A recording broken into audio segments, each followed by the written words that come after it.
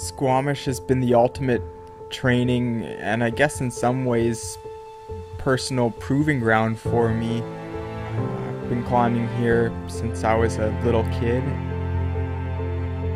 It was the perfect place to build up my mileage, and I've taken my climbing into some of the greater ranges, and now climbing's more about alpine climbing and climbing peaks around the world than it is at home here cragging in Squamish. But it's great to know that you can still find a really cool adventure, 5 minutes from your door. And my personal development as a climber, I'm still learning every day climbing here in Squamish. Hamish Fraser's a legendary Squamish climber, but mostly unknown outside of Squamish, but not because of his talent. He's definitely a world-class climber of the 80s and was responsible for some of the boldest ascents in Squamish. I think, moreover, Hamish is known for being an extremely hard worker, and the Genius Loci project was certainly a testament to his work ethic.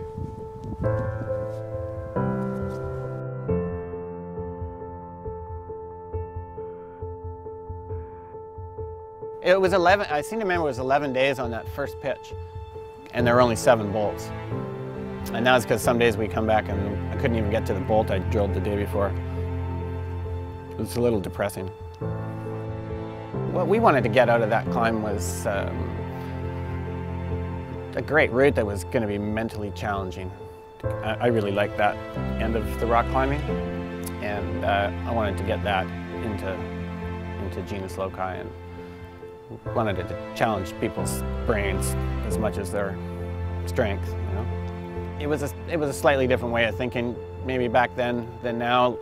Like, you go up from the bottom, and if you fell, you'd come back to the belay and pull the rope and go back for your next try. There was none of this hanging out there trying to figure out the moves or anything. So maybe that played a bit of a part in why that route took so long for us to actually get all 5 pitches done. And we put quite a bit of thought into where those bolts were going. We'd be yelling away at each other there, go further.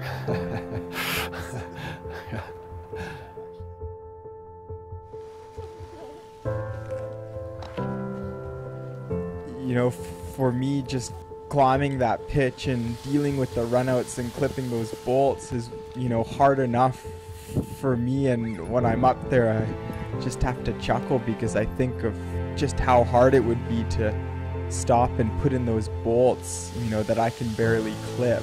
It's just ridiculous to think about the kind of effort that went into that.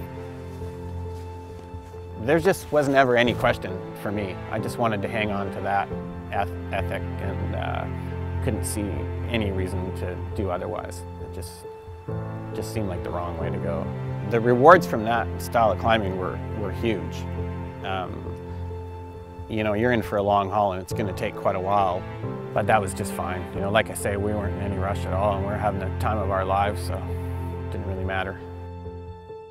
When I think about the future of Squamish climbing, when I think about my future projects, I'm going to take the lesson of Genius Loci to heart. I mean, I don't necessarily think that progress means making things easier. These guys committed to a really difficult style, really inefficient style, but they came out with something that's so valuable and so much more. And I just am completely inspired by that. I just love the fact that the generations get better and better, and it's really entertaining, and hats off to all these young guys that they're just climbing like the wind. It's awesome to see.